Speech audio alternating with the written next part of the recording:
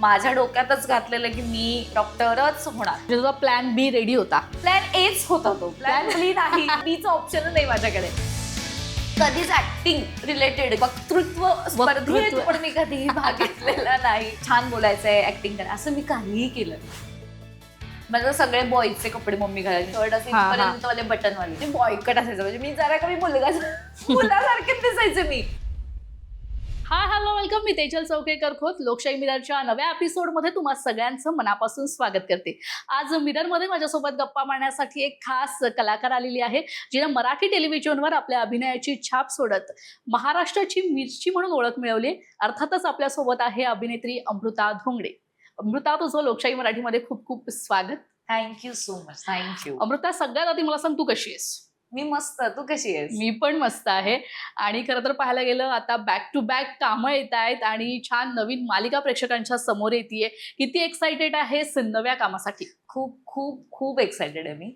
खरं तर खूप वर्षांनी, जसं तू म्हणालीस की मध्ये बराच गॅप गेला आणि गॅप नंतर जेव्हा मी आले तेव्हा अचानक धडाधड एक एक एक कामं अशी घेऊन मी आले. आणि आता ऑब्व्हियसली नवीन मालिका, नवीन कामं घेऊन येते. सो खूप खूप खूप एक्सायटेड आहे. बरं अमृता, हा जो गॅप होता, बराच गॅप गेला, म्हणजे मिसेस मुख्यमंत्री नंतर आम्हाला अमृता टेलिव्हिजनवर तसं पाहायला गेली तर दिसली नाही ना, कुठल्या सिनेमामध्ये पाहायला मिळाली. कारण आपण पाहतो की अनेक जण सेलिब्रिटी जे असतात, जे मालिका विश्वात पदार्पण करतात आणि त्यानंतर गॅपमध्ये ते फिल्म करतात किंवा दुसरी कुठली मालिका असते. पण ह्या गॅपमध्ये तू काय मिळवलंस, म्हणजे तू काय अनुभवलंस या गॅपमध्ये आणि इतका वेळ का घेतलास? बघ, मी एकतर ऑब्व्हियसली माझं आवडीचं काम आहे हे, त्यात स्वतःहून घेतलेला ह्या गॅप नाहीच आहे मुळात. पण मुख्यमंत्री नंतर खरं तर कोणालाच इतकं माहित नाहीये की मुख्यमंत्री नंतर पण मी एक मालिका केली जी सोनी मराठीवर होती. तू चांदणी शिंपीत जाशी, गॅरेजवाल्या मुलीची, जी मी मुख्यमंत्री संपल्या एक वर्षभराच्या आतच मी ती केली. आणि मध्ये लॉकडाऊन लागला आणि त्या दरम्यान सिरियल माझी अचानक बंद झाली.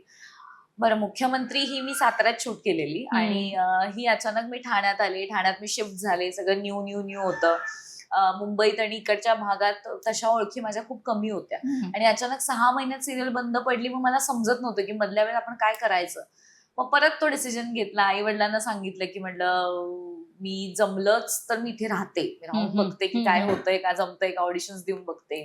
त्यांचं म्हणणं होतं की नाही राहायचं, कारण एकतर मी घरच्यांपासून लांब आहे हे त्यांना पटत नव्हतं. आणि मी जेव्हा ठाण्यात राहिले तेव्हा मी आई वडील आणि त्यांना घेऊनच राहिले. मी रूम शेअर केली नाही किंवा काहीच असं केलं नाही की जे करून त्यांना असं वाटावं की त्यांनी इन्सिक्युअर फील व्हावं त्यांच्या मुलीबद्दल. सो मी असं ट्राय केलं की त्यांच्यासोबतच राहावं. पण नंतर मी हा डिसिजन घेतला. मी त्यांना सांगितलं की जरा माझं मला पण करू दे. मग त्याच्या 1 वर्षभर माझ्याकडे काहीच काम नव्हतं. खरं सांगायला गेलं तर मी रोज स्ट्रगल करायचे. म्हणजे मी राहिले तिथे. मम्मी डॅडींचं म्हणणं होतं की तू ये परत, नको करूस, काय करू नकोस. पण त्या मधल्या वेळेत ना मी 1 वर्षात मी नाही म्हणलं तर इतक्या ऑडिशन्स दिल्या की त्या ऑडिशन मधनं काही घडायचंच नाही. आणि त्या वेळेस अशी पद्धत होती की मॉकशूट वगैरे करायचे, म्हणजे बोलवायचे मला. माझी पहिली ऑडिशन झाली, माझं बजेट फिक्स व्हायचं आणि मॉकशूट वगैरे केल्यानंतर पण मला फोन यायचा की नाही तुझं नाही होते. आणि मॉकशूट पण असं असायचं की मी एक हिरोईन असणार, अजून एक मुलगी हिरोईन असणार. आणि त्यांच्या डोक्यात आहे म्हणजे असे खूप एक्सपिरियन्स मला आलेले त्या काळात की दोघींना पण बोलवलंय ऍट द सेम टाइम, पण तिला जास्त प्रायोरिटी दिली जाते किंवा तिच्या लुककडे जास्त मेहनत घेतली जाते. व्हायचं आय डोंट नो वाय. पण मग माझं मिसेस मुख्यमंत्रीच्या आधी नंतरच म्हणते. मुख्यमंत्रीपर्यंत तर मी खूपच न्यू होते. जे काय मी आज आहे ते फक्त सुमी आणि त्या मुख्यमंत्री या सिरियलमुळेच आहे खरं तर. पण हा जो मी तुला म्हणतेय ना की दुसरी मालिका केली, त्याच्यानंतरचा जो 1 वर्षाचा गॅप होता ना, त्या गॅप मध्ये मी ह्या गोष्टी सगळ्या मी फेस केल्या. मी ऑडिशन देतीये पण मला बोलवायचंय किंवा मग फक्त ट्राय करायचंय की यार बघू होतीये काही, जमतंय काहीला, असं तसं. पण माझी एक्साइटमेंट काय असायची की नाही मला मॉकशूट पर्यंत बोलवलंय, याचा अर्थ म्हणजे मी आता फायनलच आहे ना ग. पण हे कुठे माहितीये मला की माझ्यासोबत अजून 2-3 पण बोलवलंय त्यांनी. मग तिचं पण होऊ शकतं कदाचित सिलेक्शन, किंवा मग हिचं पण होऊ शकतं. मग ते समजायचं मला. सो एक अख्खा वर्ष माझं त्या सगळ्या स्ट्रगल, आणि मग आई वडिलांपासून लांब पण होते, पैशांचे इश्यूज होते ऑब्व्हियसली. सो हा थोडा स्ट्रगल काळ माझा तो खरा होता. कारण मुख्यमंत्रीपर्यंत किंवा rather दुसऱ्या कामापर्यंत काही एवढा स्ट्रगल नव्हता. पण तो 1 वर्ष आणि वर्षाच्या एंडिंगला माझ्याच एका ओळखीच्या मित्राकडून मला एका फिल्म बद्दल समजलं. मग मध्ये मी एक फिल्म केली, पण त्या फिल्मचंही काही घडलं नाही. मिथून ना, आय थिंक. नाही, मिथून ही माझी म्हणजे तुझी सगळ्यात पहिली फर्स्ट फिल्म. हा. मिथून ही सगळ्यात पहिली फिल्म. त्याच्यानंतर मी मिसेस मुख्यमंत्री केली आणि मिसेस मुख्यमंत्रीच्या पण आधी मला जयडी साठी विचारलं होतं, जी लागिरोमध्ये जयडी म्हणून होती ना, तिची रिप्लेसमेंट म्हणून मला फोन आलेला, पण त्यावेळेस मी नव्हतं केलं. पण मग मला मुख्यमंत्री मिळाले आणि मग मिथून नंतर मुख्यमंत्री केले. सो तशी बघायला गेलं सोशल मीडियावर किंवा लोकांना जर जेवढं माहितीये, सो पहिला सिनेमा म्हणून मिथूनच माहितीये लोकांना. पण मग ह्या 1 वर्षानंतर ठाण्यात राहिल्यानंतर, त्या 1 वर्षानंतर जेव्हा मी एक फिल्म केली, परती फिल्मही काही घडलं नाही फिल्मचं. मी शूट करून आले, सगळं झालं. परत मग तो इथे येऊन परत तो स्ट्रगल सगळं चालू होतं आणि त्या दरम्यान मला बिग बॉस साठी फोन आलेला. सो ह्या सगळ्या गोष्टींमध्ये मग ते अचानक बिग बॉस येणं, मग जरा होप आली मला आणि त्या दरम्यान काहीच काम नव्हतं आपल्याकडे. सो बिग बॉस आलंय एनिवे, तर मग आपण हो म्हणूयात. सो असा तो स्ट्रगल पिरियड माझा चालू होता आणि तिथून मग जरा सुरळीत सुरू झालं की एक काम मग दुसरं काम. मग मध्ये काही फिल्म्स केल्या, पण या सगळ्या फिल्म्स अजूनही रिलीज नाहीयेत, पण कामं केलेली आहेत असं म्हणायला हरकत नाही. मध्ये बरीच कामं केली आहेत. पण अमृता, आता तू म्हणालीस की मिसेस मुख्यमंत्री नंतर तुला बरेच ऑडिशन द्यावे लागले. म्हणजे एका मोठ्या वाहिनीवर एक लीड म्हणून काम करणं आणि त्यानंतर पुन्हा ऑडिशन्स देणं आणि त्या ऑडिशन्स मध्ये सततचं येणारे रिजेक्शन, हे डिप्रेस व्हायला व्हायचं. खूप आहे. कारण का सांगू तुला, मुख्यमंत्री मला ओळखीने मिळाली. ओळखीने म्हणजे काय की मिथूनचे माझे डिरेक्टर ज्यांनी मला ब्रेक दिला छान, सो त्यांनी मला सजेशन दिलं की आपण अमृता एक अशी एक सिरियल येणार आहे आणि तू कर, काही असू दे तू कर. आणि मला तेव्हा कळायचंच नाही, ते म्हणतात ना मग आपण करू. मग ते तसं मिळालेलं काम होतं. पण स्ट्रगल मुळात माझ्या पहिल्या दिवसापासून सुरू झालेलं की मी मुख्यमंत्रीचं पहिलं शूट माझं, ते माझी मालिका संपेपर्यंतची मी स्वतः, ह्यात इतका डिफरन्स होता हे कोणीही तुला सांगू शकतं. म्हणजे माझे जे कोणी आजूबाजूचे माझ्या सिरियल मधले असतील किंवा बाकीचे कोणी असतील ज्यांनी मला बघितलं असेल, असं नाही की मला ओळखीने मिळालं म्हणून मी ते फ्री मध्ये केल्यासारखं ठेवलं, असं नाही. मी स्ट्रगल तिथूनही केला. मला आजही एक फनी किस्सा तुला सांगते. मुख्यमंत्रीचं माझा पहिला दिवस होता आणि पहिला का दुसराच आय गेस, आणि स्क्रिप्ट आली. पण त्यावेळेस असं होतं, मला इतकं प्रेशर आलेलं की मी लीड पण आहे, मी टायटल ट्रॅक मध्ये पण मीच दिसणार आहे. बरं, सेटअप पण असे होते की त्याच्या घरी पण मला जायचंय, मी माझ्या घरी पण माझं शूट आहे, बाहेर पण माझं शूट आहे, म्हणजे सगळीकडे मी मी मी मी मी असं झालेलं. आणि त्या दरम्यान मला आठवते एक सीन होता, मी लाडू घेऊन त्यांच्या घरी जाते, समरच्या पायलटच्या घरी जाते आणि त्याला म्हणते की ते लाडू वगैरे त्याचा सीन होता. आणि त्यावेळेस ना सगळा म्हणजे जे कोणी आहेत आर्टिस्ट, ते बरेच आर्टिस्ट तिथे होते. तर मला अजूनच टेन्शन आलं. म्हणजे मी आता ह्याच्यासोबत चुकले तर मग आपण हिरोईन चुकतीये असं वाटेल, बाबा आपण चुकायचं नाही, काय पण होते चुकायचं नाही. म्हणून मी गडबडीत स्क्रिप्ट मध्ये फक्त सुमी सुमी सुमी सुमी एवढे डायलॉग वाचले आणि खालचे मागचे पुढचे तुझं काय माझं काय हे वाचलंच नाही. आणि मी डायरेक्ट जाऊन मग मी माझा डायलॉग झाला की मी ते लाडवाचा डब्बा द्या किंवा हे द्या, असं काय जे असेल ते मला आठवत नाही. पण तो एक डायलॉग झाला की मग कुणाचे काय वाट बघायची नागा तुझं याच्यात अच्छा हो का, माझं आहे का, मला म्हणायचंय का. सो इतकी कन्फ्युज झालेली. सायकल पण मी चालवली, सगळं मी केलेलं. आणि तो किस्सा एक मला आठवते, मी लागले रडायला. बापरे. डिरेक्टर सर आले, सगळ्यांनी समजावलं. मला ठीक आहे, एवढं नको. आणि मला टेन्शन काय होतं की तो सीन कम्प्लीट करून मला रात्री निघायचं होतं. आमचं टायटल ट्रॅक म्हणजे मी मिरवणार जे मुख्यमंत्रीचं टायटल आहे, त्या टायटल ट्रॅकच्या शूट साठी मला त्या रात्री प्रवास करायचा, हे माझ्या डोक्यात. बापरे, मी जाईन का, मग मी येईन का, हे सगळं चाललेलं. पण तो एक फनी किस्सा होता की मी ते रडायला लागले. कट टू माझी सिरियल संपेपर्यंत मला माझ्या आजूबाजूला जे कोणी आर्टिस्ट आहेत सगळ्यांचे डायलॉग्स पाठ असायचे. मी इतकं वाहून धडा घेतला म्हणजे मी इतकं वाहून घेतलं स्वतःला. सुमी मध्ये माझ्या मते मधले काही 4-5 तास 6 तास जे काही झोपलेले असेल तेवढीच मी सुमी नसेन. अदरवाईज मी उठल्यापासून झोपेपर्यंत फक्त आणि फक्त सुमी होते. पण ती सुमी अमृताला किती रिलेट करत होती? अरे खूप करायची, खूपच जास्त. म्हणजे आम्ही दोघे खूप सेम होतो. म्हणजे आता माझा स्वभाव आहे फटकत फाडकत काहीतरी बोलून टाकते आहे, तर ते इझी पडलं मला ते कॅरेक्टर करणं. त्यात तुझी लँग्वेज वगैरे लँग्वेज पण मस्त होती आणि खूप कम्फर्टेबल. आणि मुळात साताऱ्यात शूट, शूट. वा. येस. काहीच बोलू ते साताऱ्यात शूट, पहिलं शूट होतं, हम्म. त्यामुळे सगळ्यांनी सांभाळून घेतलेलं.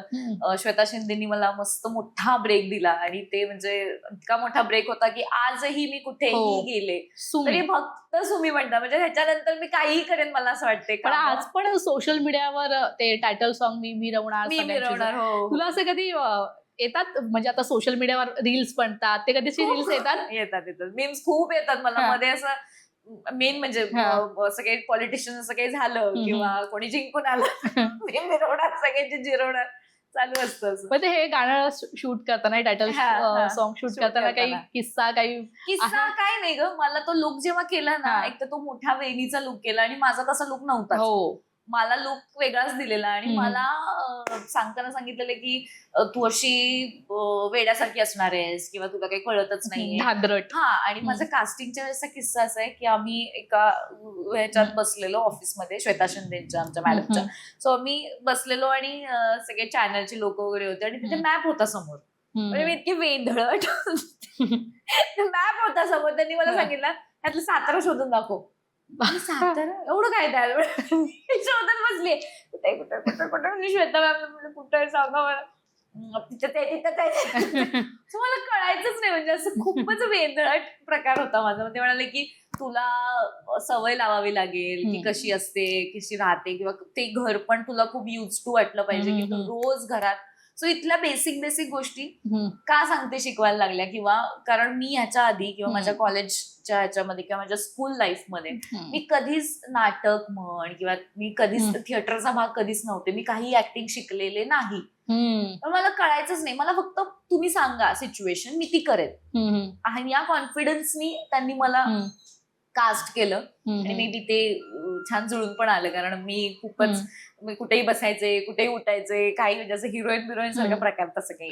बरं, तू पुण्यात असताना मला वाटतं पुण्यात असताना शास्त्रीय संगीताचं नृत्याचं शिक्षण घेतलेलंस ना? पुण्यात असताना. पुण्यात असताना. मग तुला हे म्हणजे बेसिकली आपल्या मुलींना असे स्वप्न पडतात की सिनेमासृष्टीत जायचं असेल, सिनेसृष्टीत जायचं असेल तेव्हा ग्लॅमर एरिया तो सगळा, ही सगळी स्वप्न तुला कधी पडू लागली? मग तुला कधी असं वाटलं की या क्षेत्रातच यायचंय? नाही अगं, मला कधीच नाही वाटलं. मी म्हणजे हे खोटं वाटेल लोकांना, पण मला नाही, मला कळायचंच नाही.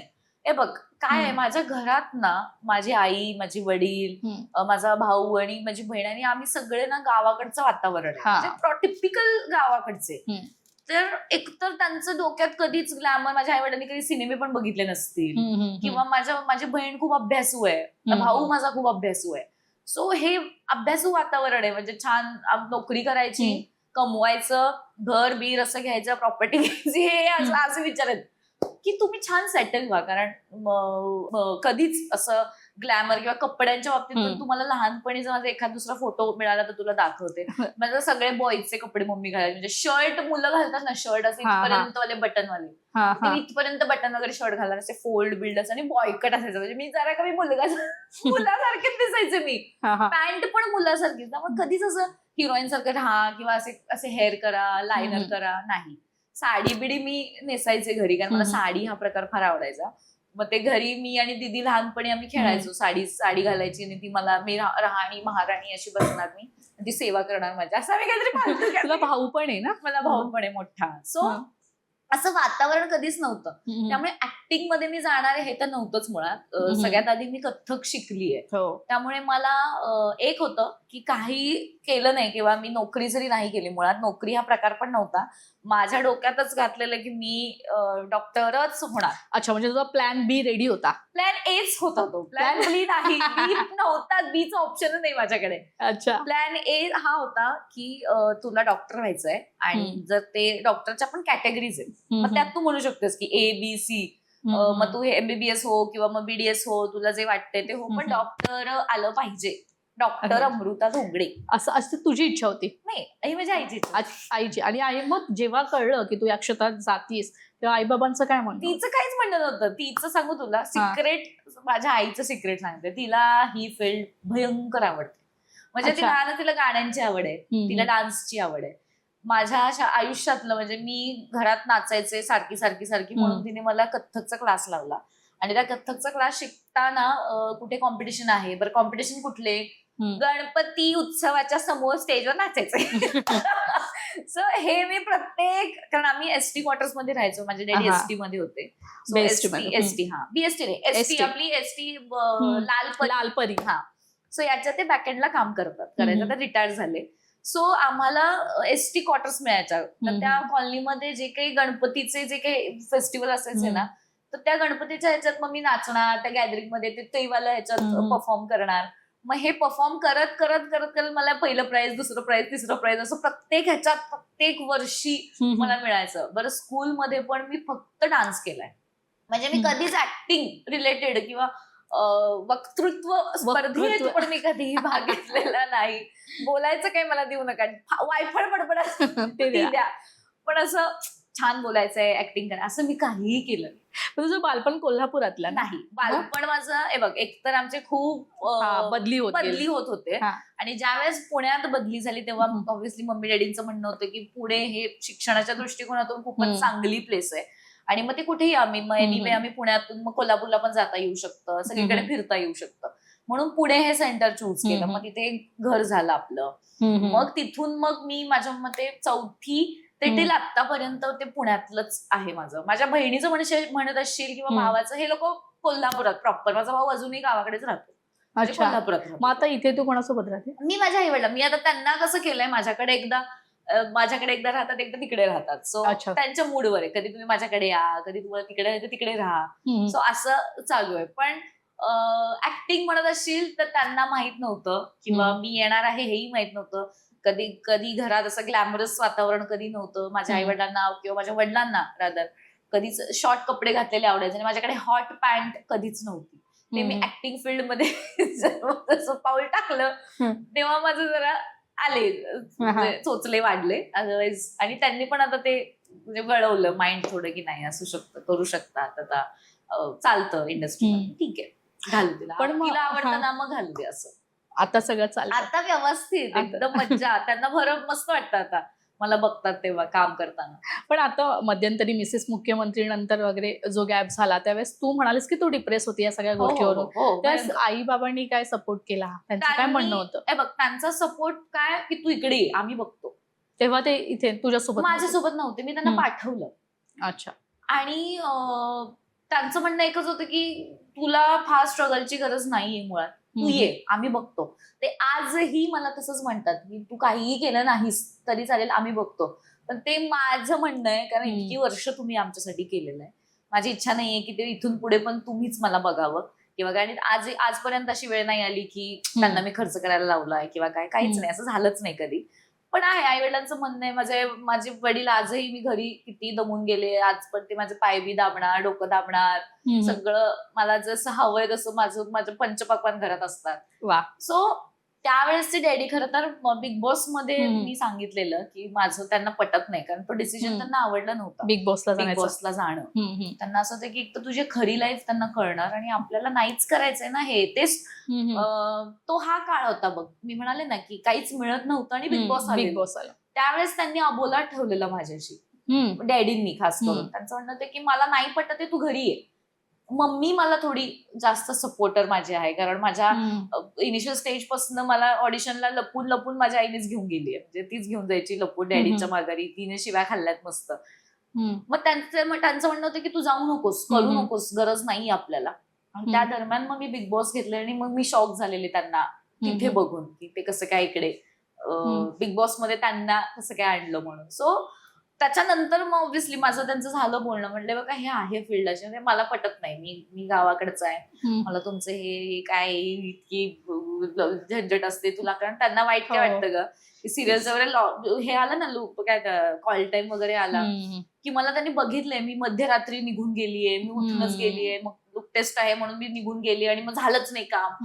ह्याचं त्यांना खूप वाईट वाटतं. त्यांचं म्हणणं होतं की एवढी तू जातेस, ऑडिशन देतेस, लुक टेस्ट करतेस, आणि कधी पण बोलवतात, उठसूट त्यांच्या म्हणण्याप्रमाणे वागायचं. ठीक आहे. ते त्यांना ते त्यांच्या मुलीच्या पॉइंट ऑफ व्ह्यू त्यांना असं वाटतं की नाही, माझ्या मुलीला इतका स्ट्रगल याच्यासाठी. अदरवाईज आहेत आता ते व्यवस्थित सपोर्ट करतात मला, छान करतात. आणि सपोर्ट त्यांना समजून सांगितलं की ही फील्ड अशी आहे आणि मी करतेय ना, मी जेव्हा म्हणेन की मी गिव्हअप केलं तेव्हा तुम्ही ठरवा की ठीक आहे आता तिला नाही जमते, मग तेव्हा तुम्ही बघा म्हणलं मला, तुम्ही पोसा म्हणलं.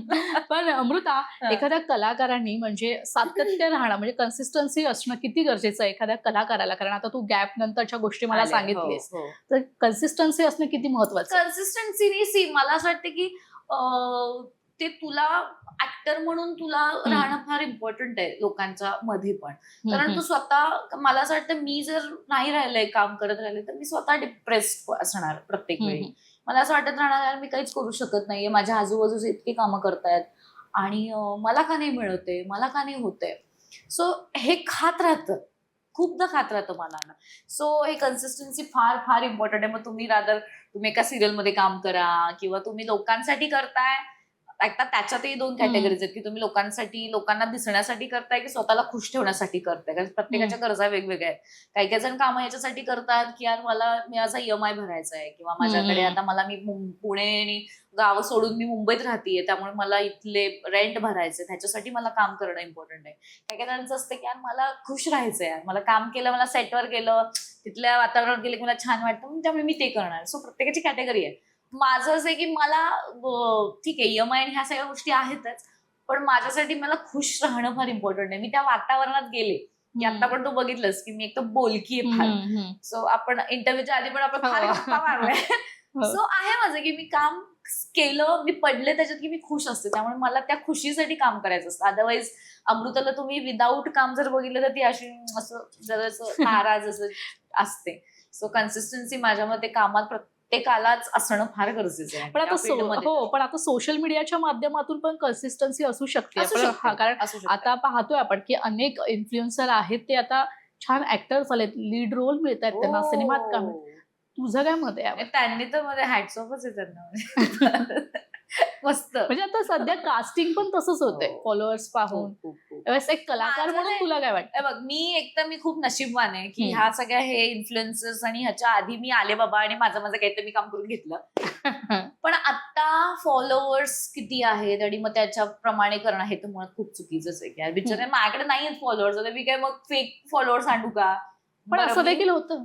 होतं तेच की होतच, मी म्हणतेय होणार खूपदा झालंय आणि माझ्या बाबतीत पण झालंय की यार तुझे किती फॉलोअर्स आहेत आणि मग हे म्हणलं काय बाबा एवढे कमी, आता काय काय करू, नाही येत तर काय मग मी ब्लॉग बनवत बसू का? मग माझ्याकडे दुसरे ऑप्शन आहे. एक तर मी तुला सांगते किस्सा, मला माझ्याच गावात कोल्हापुरातनं मला फोन येतो की एक इव्हेंट मॅडम करायचंय, तुमचे चार्जेस सांगा. मी म्हटलं एवढे माझे चार्जेस असतील आणि गावाकडचं आहे, काय फार फार ते घेऊन तिचं किती घेणार आहे, मग सांगा तुमच्या म्हणण्याप्रमाणे सांगा. तर मग एका XYZ आर्टिस्टचं नाव घेतलं आणि सांगितलं की आम्ही जमलं तर त्यांना बोलवा. मग मला कसं सांगतायत, त्यांना बोलव ना तू, मला कसं सांगणार आहेस तू? मग म्हणाला की नाही नाही आमचं बोलणं चाललंय पण आता तुम्ही आमच्याकडचे आहे. म्हणलं हे तुम्हाला अक्कल पाहिजे, मग मी तुमच्याकडची आहे ना, मग तुम्ही मला बोलवा. तर म्हणले नाही मग तुमचं बजेट, म्हणजे ठीक आहे बजेट राहिलं ह्याच्यात, तुम्ही सांगा कशात कधी यायचंय कधी करायचंय. हा मग तुम्हाला सांगतो मॅडम, पण ते तुमचं ना जरा ब्लॉग बिग काहीच दिसत नाही तुमचे, तुमचं काहीच दिसत नाही का, तुम्ही करत नाही? म्हणलं मला नाही आवडत म्हणलं मला, मी का सांगू मी उठले कशी, मी झोपते कशी, मी जेवते कशी, मी का सांगायचंय मला?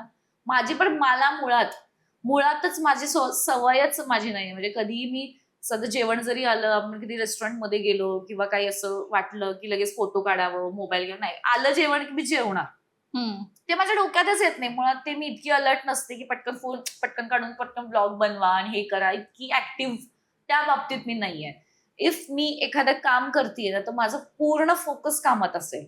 मी नॉर्मल जरी व्हिडिओ काढायचं म्हटलं तरी मला नाही ते जमत नाही. मला जर ती अख्खी प्रॉपर माझी टीम असेल, मी जर टीम ठेवली तर ऑब्व्हियसली मी करू शकते. पण ते तू मला म्हणत असेल पर्सनली तू बनवत बस आणि कर, तर तेवढं मी नाही करू शकत, एवढं माझ्यात पेशन्स खरंच नाहीये. पण आता तसं पाहायला गेलं ना, आता इन्फ्लुएन्सर जे आता कलाकार म्हणून समोर येत आहे, त्यांचा सेटवरचा वावर आणि त्यांचा तो ऑरा आहे ना, तो काहीतरी अप लेवलचाच आहे.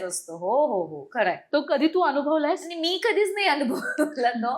पण एक आहे, आता त्यांनी काय झालंय सी, लॉकडाऊन नंतर प्रत्येक जणच माझ्या मते प्रत्येकालाच कामाची इच्छा होते आणि हे इंस्टाग्राम आणि हे ब्लॉग्स आणि या प्रकरणात सगळ्यांनाच एक छान फेम मिळाला, विच इज गुड. म्हणजे प्रत्येकाची इच्छा असते की यार मला मी दिसावं कुठून तरी, प्रत्येकाची तळमळ आहे. पण त्याच्यानंतर त्यांना जेव्हा मेन स्ट्रीम मधली कामं यायला लागतात ना, तर तेव्हा आम्ही ऑलरेडी करणारी जी आहेत त्यांना जर असं वाटतं की यार आम्ही पण करत होतो ना, मग आमचं काय? आम्ही व्लॉग केलं असतं तर मग तुम्ही आम्हाला घेतलं असतं का? ऍक्च्युअली असं होतं. बरं इन माय केस मला कोणाबद्दलच काहीही नाही म्हणायचं. माझंच मुळात काय झालं, मी पहिलंच काम लीडचं केलं. म्हणजे मी जरी असं कुठेतरी कॅरेक्टर रोल केलाय, कुठेतरी दिसलीये बाबा, काय एखादी ऍड केलीये, असं करत करत करत देन मग मला लीड मिळालं असतं तर मी समजू शकते. बरोबर. मला झालंच असं की मला पहिलंच काम इतकं मोठं मिळालं की त्याच्यानंतर अमृता तू कशी टिकून राहतेस इथे आणि तुझा एक वेगळा कसा ऑडियन्स तू क्रिएट करतेस हे माझ्यासाठी स्ट्रगल होतं. मग त्याच्यासाठी मी खरंच मी ह्याचा सहारा नाही घेतला की व्लॉग्स बनव किंवा मग ते ऑडियन्स क्रिएट कर. कारण मेन एक घाव घालणारी गोष्ट माझ्या आयुष्यात आली ती म्हणजे बिग बॉस. बिग बॉस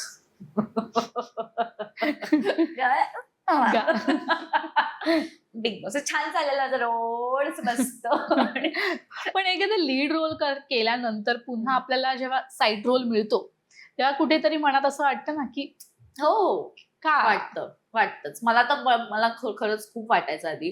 मध्ये मी एक पण काम असतं, आपण असं देखील म्हणतो. काम आहे हे समजायला पाहिजे. हे समजायला खूप वेळ जातो मुळात. कारण आज जेव्हा आपण बाकीच्या लोकांना बघतो स्ट्रगल करताना, मला स्वतःला इतक्या जणांचे मेसेज आहेत, इतक्या मुलींचे मेसेज आहेत की ताई आम्ही इतक्या ऑडिशन्स देतो, तू मला सांग ना चान्स तुला. कारण एकतर माझं त्यांना माहिती की मी डिरेक्टली आलेले, त्यांना असं काहीतरी चमत्कार होईल, जादू होईल, मग एक तो दिवस येईल, याच्यासाठी प्रत्येक जण स्ट्रगल करतोय. पण आपण लकी का समजायचं की इतक्या सगळ्या लाखो करोडो लोकांमधून आपलं सिलेक्शन झालंय आणि आपण ग्रेटफुल समजायला पाहिजे की यार मी दिसतीये आज इथे बसून, तू माझा इंटरव्ह्यू घेतेयस. सो इतकी मोठी गोष्ट आहे ही. पण ही फक्त ते म्हणालेच नाही की तू हे कन्सिस्टन्सी आणि हे मला करता आलं पाहिजे. म्हणजे मला पहिलं काम मिळालं नाही, ठीक आहे ना, ते काय ओळखीने मिळालं, एवढं काय त्याच्यात. पण माझा मेन स्ट्रगल तिथून. पण हे तुला मला माहितीये, इतरांना इतकं नाही माहिती की ते ओळखीने मिळालं. एक्झॅक्टली. बाकीच्यांना माहितीये की बाबा नाही येणे मला खूपच ऑडिशन आणि खूपच काय काय केलं असेल वगैरे वगैरे. पण मला येतात ना मेसेज की ताई आम्हाला ऑडिशनचं सांग, किंवा कसं असतं ग ऑडिशन देणं, किंवा तुला कसं चान्स मिळालेला. सो आता असं वाटतं की यार प्रत्येक जण आहे ग या फील्डमध्ये यायची इच्छा प्रत्येकाला आहे. आणि आता माझ्या मते आधीपेक्षा पण, किंवा माझ्या आधीचे पण जे कोणी सिनियर आर्टिस्ट आहेत ते म्हण, किंवा त्याच्यानंतरचे आम्ही जे काही आर्टिस्ट आहोत, सो ही आणि आता जी एक न्यू आलेली एक लाट आहे ना इन्फ्लुएन्सर वाल्यांची, सो यांचंही बरंच चाललंय. म्हणजे त्यांचं एम कदाचित जर असं असेल की आम्ही ब्लॉग वगैरे बनवून मेन स्ट्रीम मध्ये काम करायचंय, तर मग बाई ते लोक क्रॅक करतायत. म्हणजे काय क्रॅक. अमृत, आपण पाहतो back to back Marathi cinema आपल्यापर्यंत पोहोचतायत आणि प्रेक्षक वर्ग देखील आता चांगला प्रतिसाद देतोय मराठी सिनेमांना. तेव्हा तुला असं कधी वाटलंय हा एखादा सिनेमा पाहून की ह्या रोलसाठी मी फिट झाले असते, का नाही मला ही संधी मिळाली? असं मला प्रत्येक सिनेमाला वाटतं. प्रत्येक सिनेमाला. एकदम मी ह्यूज फॅन आहे साऊथ सिनेमांची, आणि मला खूप साऊथ इंडियन सिनेमाच खूप आवडतात बघायला. रादर मी म्हणेन की मी काही कॉपी करेन किंवा काय तशी आहे का नाही, पण मला आवडतात. तिथल्या स्टोऱ्या सिम्पल असतात किंवा काय. आणि मला जेव्हा मी आपले मराठी सिनेमा पण मी जेव्हा बघते, आणि आजकालचे तर बघते, तर असं वाटतं की इतके छान छान सिनेमा आता मराठीमध्ये येत आहेत की यार हम कब करेंगे. आएगा आणि येणार ऑब्व्हियसली. वेळ येणारच आहे, त्यासाठीच हा इंटरव्ह्यू आहे. येस, नक्की. आता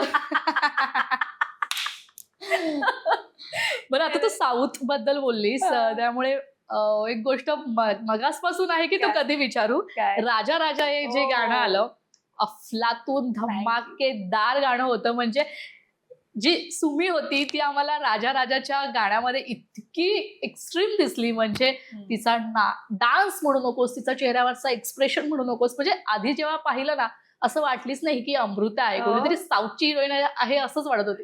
काय सांगशील त्या अनुभवाबद्दल? म्हणजे खूप भारी गाणं झालं ते. थँक्यू. तू इतकं भरभरून कौतुक केलंस, मला वाटतं तू बोलत राहा. खूप खूप खूप थँक्यू. कारण माझं स्वप्न होतं खरं तर, म्हणलं ना मी तुला की मध्ये कामं केली पण रिलीजच नाही झाली, काहीच नाही, आलंच नाही बाहेर. मग काय करू शकतो आपण आपलं स्ट्रगल करायचं, आपण लोकांना भेटायचं, हे मी ठरवलंय. म्हणजे कामाची, म्हणजे काम मागायची काही लाज बाळगूच नाही माझ्यामध्ये. मी पण असं गेले काम मागायला आणि मला हितेशने मुळात खूप चांगला आणि मोठा चान्स दिला.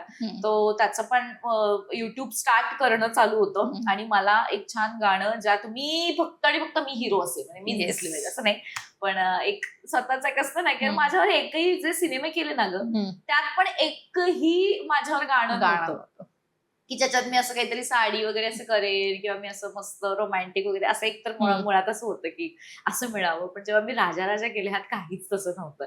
पण जे मिळालं, जे क्रिएट झालं आणि साऊथला तोडीस तोड होतं. Thank you so much, thank you. खूपच भारी वाटलं कारण मी ज्या एनर्जीने नाचले होते मला दाखवून द्यायचं होतं. See, मला कोणाला दाखवण्यापेक्षा मला स्वतःला दाखवायचं होतं की तू हे करू शकतेस आणि ती भडासच तुझी बाहेर निघाली काढलेली की माझं इतक्या दिवसांपासूनची मी इतकी मध्ये कामं पण केली आहेत किंवा मला लोकांना असं वाटतं की मी डान्सर नाहीये मुळात.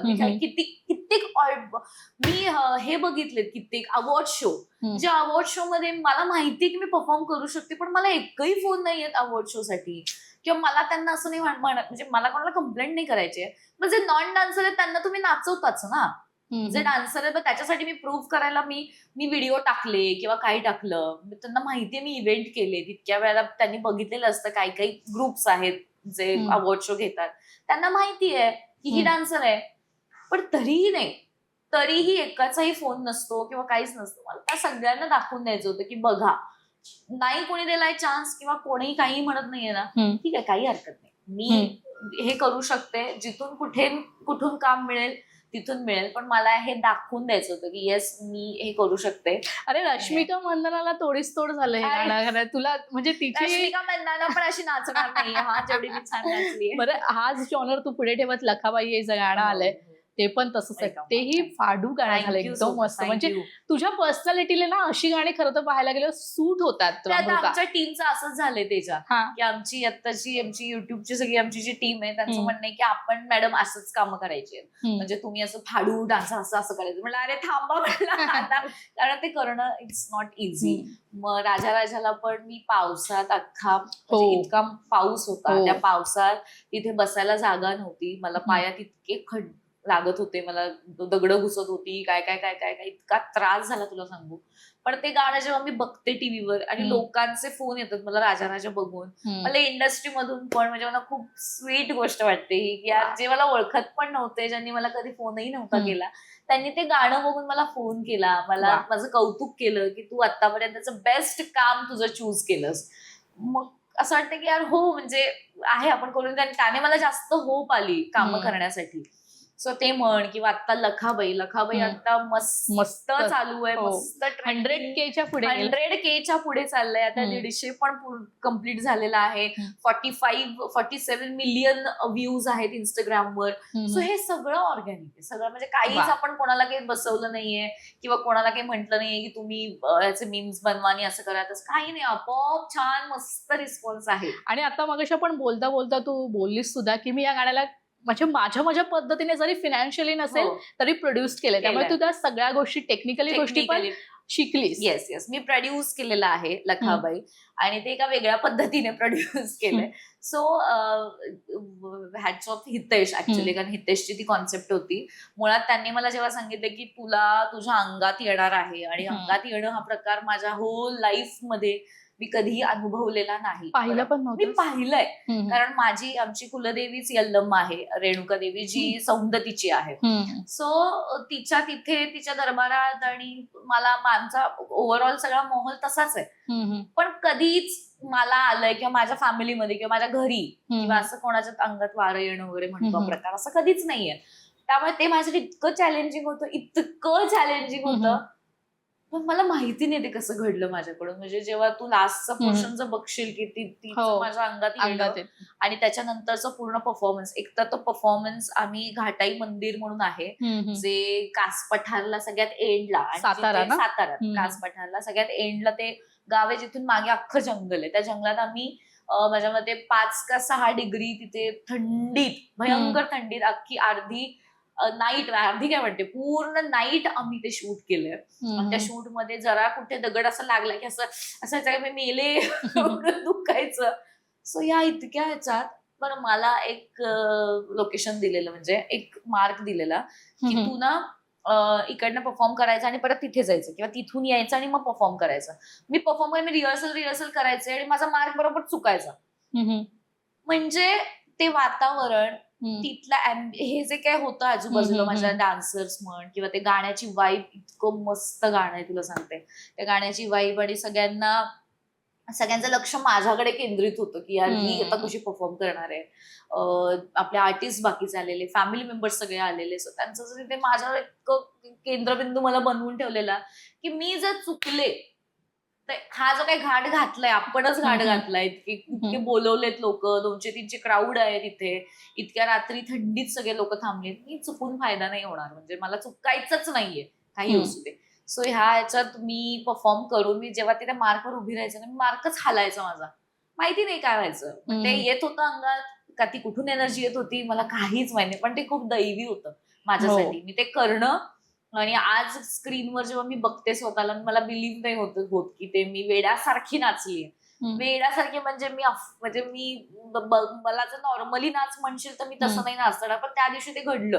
म्हणजे माझं एक्सप्रेशन वगैरे असे वेडेवाकडे एक्सप्रेशन, दैवी चमत्कार.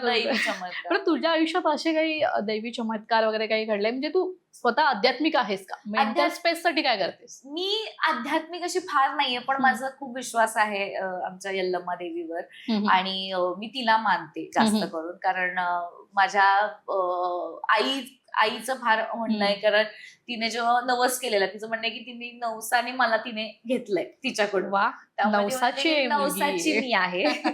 सो म्हणून, आणि त्यात माझ्या आईची आवडीची फील्ड आहे ही, त्यामुळे त्या तिच्या आवडीच्या फील्ड मध्ये मी. आईला कधी इच्छा होती का? तिची इच्छा होती इथे स्वतः काम करायची. तिची नव्हती इच्छा, पण मला तिला करून घ्यायचं होतं, म्हणजे तिच्या इच्छेसाठी मी आज. मग आता तू प्रोड्यूस सुद्धा करतेस, आता एखादी फिल्म किंवा एखादं गाणं माझ्या आईला घेणार आहे. बरोबर बोलली. अगं मी लखाबाईमध्येच तिला घेणार होते, पण एक स्टोरी चेंज झाली म्हणून नाही घेतलं, पण तिलाच घेणार होते मी. स्वतः इथून पुढे जे काही असेल हे लक्षात ठेवलंय मी, घेणार तिला.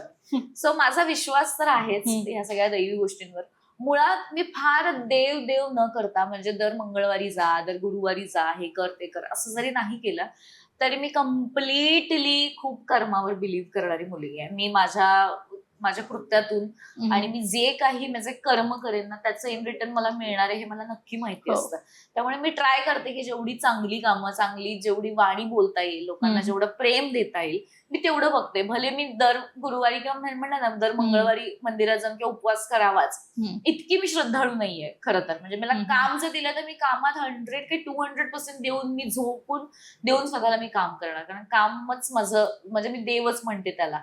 सो या प्रकारचं माझी भक्ती आहे, माझी वेगळी अशी नारळ फोडूनवाली भक्ती, अशी मी फार बिलीव्ह नाही करत त्या गोष्टीसाठी. बरं, आता ह्या सगळ्या गोष्टी झाल्या करिअर बद्दल, तू तुझा प्रवास सांगितलास, पण एक महत्वाची गोष्ट म्हणजे ही की अमृता कोणाच्या प्रेमात पडले की नाही, प्रेमात पडणार आहे की नाही, कधी लग्न करणार आहे, कसा हवाय तुला तुझ्या स्वप्नातला राजकुमार?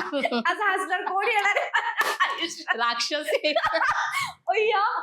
बघा कशी बोलली मला. बरं, तेजाचं असं म्हणणं आहे मंडळींनो की मी प्रेमात आहे का? हो, मी प्रेमात आहे. पण तुला कसा मुलगा हवाय? बेसिकली जर तुला लग्न करायचं आहे, म्हणजे आता तू म्हणालीस की आई बाबा पण पाठी लागले, तुझी काय चॉईस आहे? कसा मुलगा हवा? मला मुलगा छान, चांगला, सुंदर, मस्त, छान हवाय, बस काही नाही. एवढं उत्तर द्यायचं नाही. पहिली तर गोष्ट, मुलगा सुंदर नसतो, हँडसम असतो. मला सुंदर हवाय. मला हँडसम नाही, मला सुंदर हवाय, सुंदर दिसणारा. आमच्यात तर बाबा कोल्हापुरात असंच म्हणतात, सुंदर, छान, रांगडा. पण आता मराठी इंडस्ट्रीत कुठल्या दिग्दर्शकासोबत काम करायचं? सगळ्या. कारण मी एक कुठलाच चूज करू शकणार नाही, आणि मी इतकी मोठी नाही की मी आता मला ह्या डिरेक्टर सोबत करायचं आणि याबरोबर करायचं नाही, असं बिलकुल नाहीये. आता मी सांगते, न्यू जरी डिरेक्टर कोणी येत असतील त्यांच्यासोबतही मी एवढीच कम्फर्टेबल आहे करायला, आणि मोठ्यातले मोठे डिरेक्टर जरी असतील त्यांच्यासोबत पण तेवढीच कम्फर्टेबल असेल. त्यामुळे मला अजिबात स्वतःला असं क्रिटिसाइज पण नाही करायचं की यार तुम्ही मग ही कामं केली आहेत तर मग असं नको, किंवा त्याच्या मागची कामं तुम्ही अशी केली आहेत मग असं नाही.